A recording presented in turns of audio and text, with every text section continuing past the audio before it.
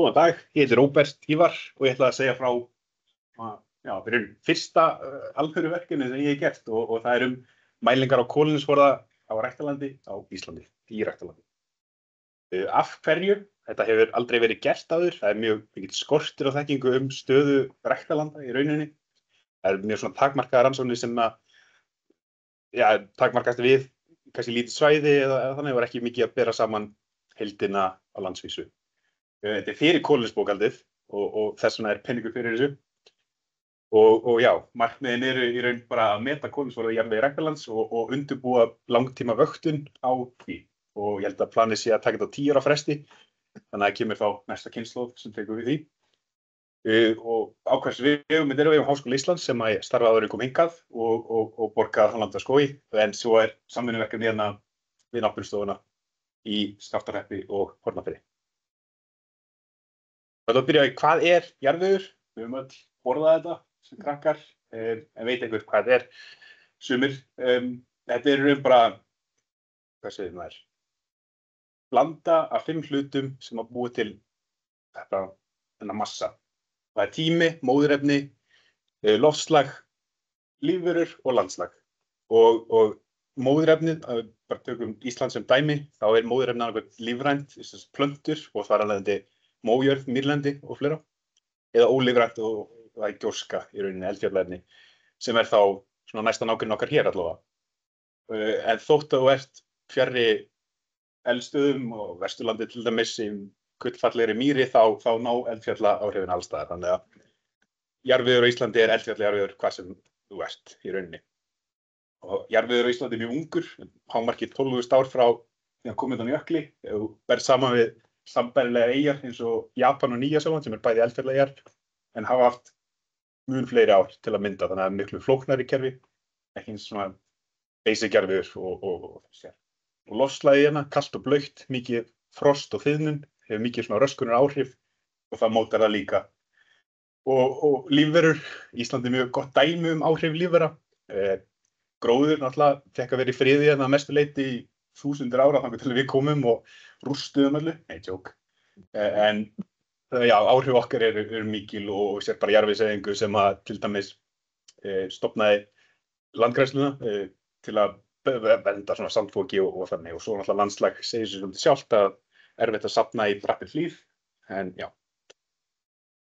Og svona eru jarðvegsflokkar á Íslandi, þetta svona frekar þægilegt, þau hugsa bara lífrænt, ólífrænt, áfok og lítið áfok. Þetta svona þægileg jafna, ef þetta skiljið þetta. Hérna, okkar svæði hérna í Skaftárhrepp, þá erum við svona klárlega á þessu hérna, róli. Brúnjörð, svona þurrlendis jarðvegurinn sem nær að safna einhverjum lífrænum massa. Glerjörð, ungur, sandjarðvegur, eins og við sjáum að Skeiðarsandi og fleira.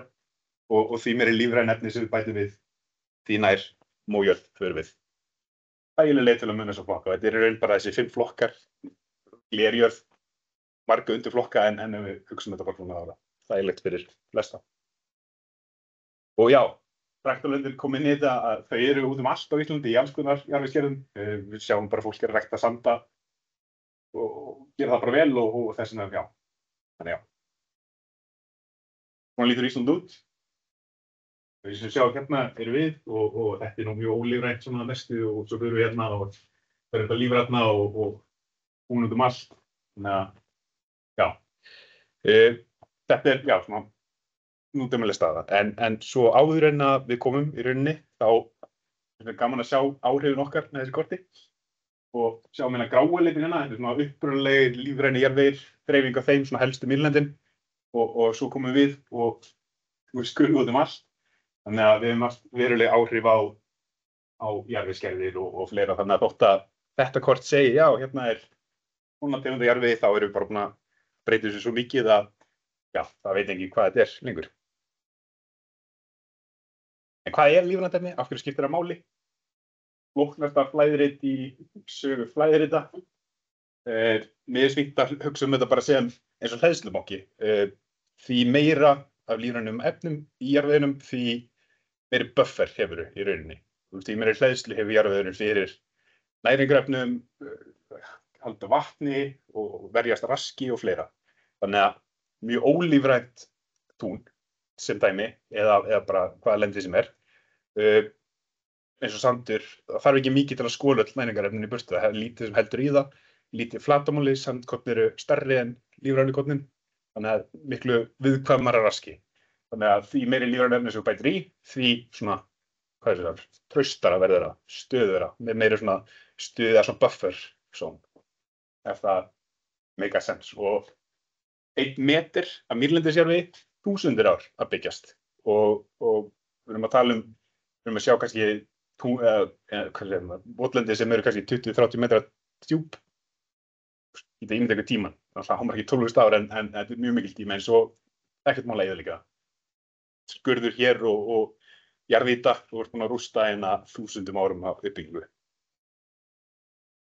Og já, og þá hvernig ég að mæla, eða við erum að mæla þessi tún, eða ræktarlönd. Og þá ertu að byrja að finna ræktarland á Íslandi, þeir eru náttúrulega vissulega allt, en óskráð oft og erfitt að nálgast þekjur svona opinberum vettvangi, en þannig að HMS út af einhverjum ástæðum og með mjög góða þekjur öll ræktarland á Íslandi og ég held að það eru fyrir fasteignamat og fleira, en það var mjög heppilegt að finna það. Og svo líka gögn frá landgræðslunni og til að reikna út þýðið, það er að Suðurlandi hefur mikið hluta á ræktarlandi, en Norðurland eystra minna, að við vildum hafa svona jafnt vægi á landshluta. Þannig að já, við reiknum út bara hlutfall á landshluta og endum í 240 sýnum í heildina til að túlka allt Ísland. Og hvert sýni er eitt svona kjarni. Það fyrir ekki, það flækist núna mjög mikið. 3 kjarnar, sem er þá 1, 2, 3, á 4 punktum gerir 1 sýni. Þannig að þú endurtekur þetta 4 sinnum og 1 sýni. Við erum niður 30 cm og já, svona lítið jarðvegspor. Og slembivalið, þannig að við byrjum að slembivelja á landsvísu með hlutfalli á landshluta í jöfnunni og svo út frá því í slembu völdum við fleiri, þannig að þetta er alveg mannvalið, þannig að við pælum enginn, ég er ekki að benda þarna, heildaka þarna. Þannig að þetta er eins nákvæmlega að gerist held ég og enda þetta eitthvað með svona, þannig að þetta er 1 sýni, þannig að 1 sýni og já, þannig að þetta er svona frekar fín, hvað segir maður, unbiased aðferð. Og endum með þessi gögn, heil súpa af gögnum, samvinna við RML að fá sögu túnsins og svo náttúrulega við úr landupplýsingakerfinu til að fá svona afstöðu og fleira og svona öll gögnin sem við mælum í felti. Úr þessu er þetta smíðið svona módel til að að meta landi í heild sinni. Og já, þetta er svona það sem ég gerði síðasta sumar. Fór alla þessa staði, 73 bæir sem ég heimsótti. Mjög góð leið til að finna bestu hundana. En já, eins og við sjá, vantar eina aðeins niðri, en fórum að Vík og ekki lengra. Og já, og niðurstöðunar á því, við erum ennþá að bíða eftir þeim, en við erum búin að reikna rúmþyngdina sem að leit svo út mjög normaldreift og það var bara að skerast út hérna botnin, en þetta er þetta þyngst og þetta er léttast gram per millilítur og lífrænt efni lækkar rúmþyngd, þannig að mjög lífræn mold er léttari en sandur. Það er þetta svona semi-áætla breytinguna og þetta er mjög mikil ágiskun, en miðað við jarðvegsmarkana sem ég sýndi áðan, það er þetta svona hefðbundið gildi af kúlefnum. Þetta er ekki vísindalegt, bara svona til að fá eitthvað hugmynd. Og þetta var rúmþyngdin og þá til og með þessi rúmþyngd er líklegt eitthvað starf hér, þá frá 3 upp í 90% kúlefni. Mjög óþægileg leið en svona eitthvað hugmynd. Og hérna þá planið næsta sumar og þetta svæði verður tekið í samvinnu við náttúrustofuna. Ég í samvinnu við sjálfan mig í háskólanum og svo alltaf náttúrulega í restina. Og svona lítur þetta út í lokin. Og þá erum við búin með vonandi heildstæða mynd af kolefnissporða ræktarlands á Íslandi. Takk fyrir.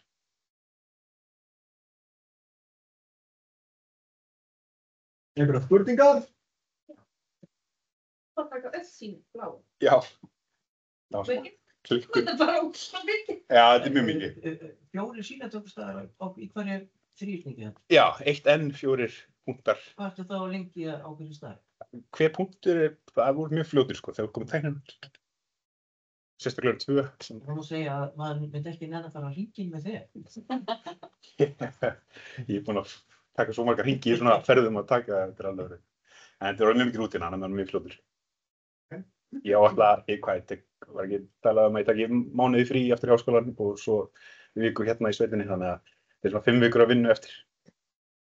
Þannig að rúmþyngd að gefa úr vísir á magnlífum. Já, það er mjög sterkt samband þar á milli. Þannig að þú getur svona nokkuð viss, en svo er þetta svona, segjum við sagt með mójörð eða mýrlendi sem eru fyrir miklu áfoki, þá ertu kannski með herri rúmþyngd en aðeins minni kolefni, en út af heildina er þetta samt yfir 20% kolefni, þannig að þetta er smá loðið svona að gera þetta þannig sko, þannig að þú getur eiginlega ekki sagt rúmþyngdin er svona mikið, þá er svo mikið kolefni, þú ert að mæla það.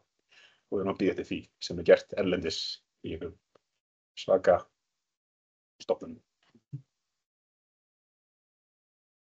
Já, gott. Kærar þakkir. Takk sömuleiðis.